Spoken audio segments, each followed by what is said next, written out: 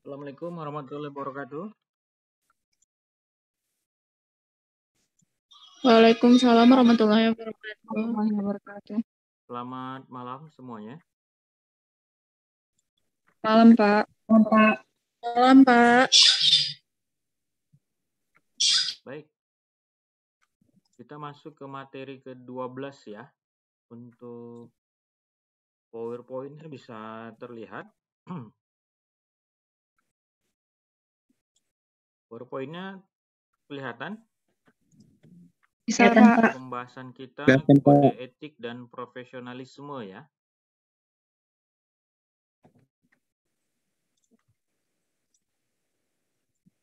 Jadi kode etik itu merupakan ya sistem norma, nilai, aturan profesional yang tertulis ya secara tegas dinyatakan yang menyatakan benar dan baik ya. Dan ada juga yang tidak benar dan tidak baik bagi seorang profesional ya. Kode etik itu menyatakan perbuatan yang benar atau salah, kemudian perbuatan yang harus kita lakukan dan apa juga yang harus dihindari ya. Nah, jadi tujuan kode etik ini agar kita profesional memberikan jasa sebaik-baiknya kepada pemakai ya, atau kalau dalam ininya perbankannya nasabah ya, atau konsumen dalam hal ininya ya. Nah, kemudian kode etik ini melindungi kita ya sebagai profesional nantinya berkarir untuk melindungi perbuatan dari yang tidak profesional ya. Kemudian pengertian dari profesional itu orang yang mempunyai profesi atau pekerjaan purna waktu ya. Kemudian juga memerlukan latihan khusus ya. Latihan khusus dengan kurun waktu. Kemudian juga dengan pekerjaan itu kita mengandalkan keahlian. Izin, ya. Pak. Maaf, Pak. Izin, Pak. Slide-nya nggak jalan, Pak. Oh, nggak jalan ya? Oke. Saya ulang lagi ya.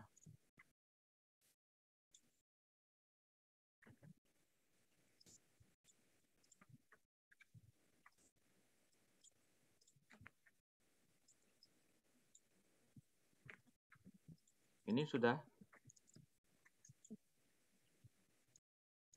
Udah, Pak. Oke. Nah, kemudian juga memiliki suatu pendidikan yang khusus ya, yaitu keahlian, keterampilan, dan memiliki dasar pendidikan. Kemudian memahami kaidah dan standar moral profesi serta etika profesi dalam pekerjaan ya. Menurut Kamus Bahasa Indonesia, profesional ini merupakan pekerjaan yang memerlukan kepandaian khusus ya untuk kita menjalankannya ya. Kemudian mengharuskan adanya pembayaran untuk melakukannya. Maksudnya di sini pembayaran jasanya ya. Jadi misalnya kita diminta secara profesional untuk mengerjakan sesuatu, tentunya setelah selesai pekerjaan maka harus ada upah ya yang diberikan sebagai pekerjaan secara profesional ya.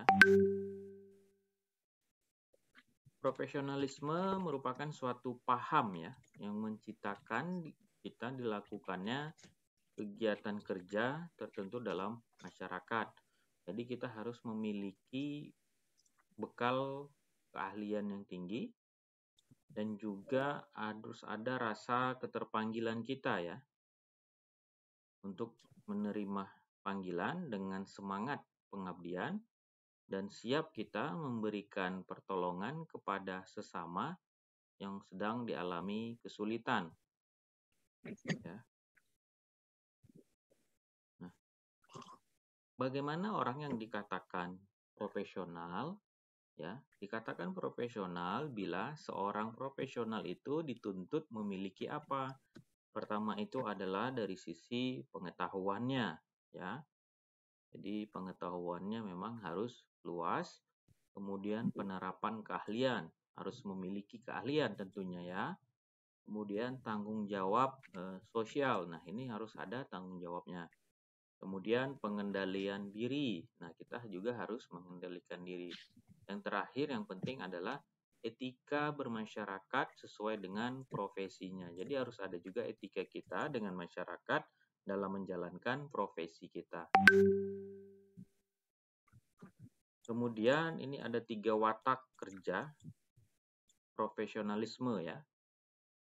Pertama itu adalah kerja seorang profesional itu beritikat untuk merealisasikan kebajikan demi tegaknya kehormatan profesi yang digeluti ya. Oleh karenanya itu kita tidak perlu mementingkan atau mengharapkan imbalan upah material. Nah, jadi yang pertama ini ya kita punya itikat baik untuk melakukan suatu kebaikan apabila ada memang yang membutuhkan tanpa kita harus mengharapkan suatu imbalan ya. Kemudian yang kedua, kerja seorang profesional itu harus dilandasi oleh kemahiran teknis yang berkualitas tinggi melalui proses pendidikan, pelatihan ya. Jadi ya profesional itu harus memiliki keahlian secara teknis di mana keahlian tersebut didapat dari melalui proses pendidikan, pelatihan, training dan sebagainya ya. Kemudian ketiga, kerja seorang profesional itu diukur dengan kualitas teknik dan kualitas moralnya. Nah, jadi kita harus menundukkan diri kita pada sebuah mekanisme kontrol berupa kode etik yang dikembangkan dan disepakati bersama di dalam sebuah organisasi profesi. Nah, jadi ketiga watak inilah harus memang kita miliki, kita bekerja secara profesionalisme ya. Jadi beritikat baik untuk membantu, kemudian memiliki kemampuan teknis, kemahiran ya, kemudian ya kita secara kualitas teknik, kemudian kualitas moral kita tentunya ya.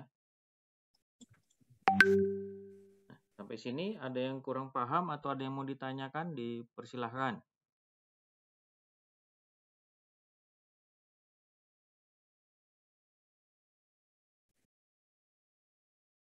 Dipersilahkan.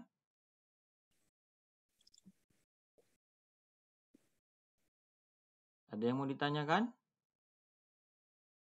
Atau sudah cukup paham?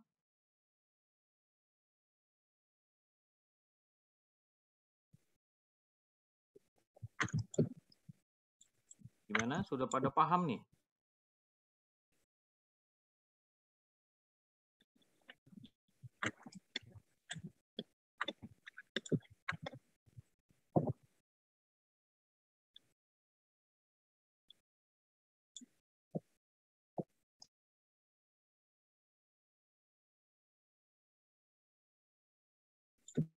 Gimana? Sudah paham?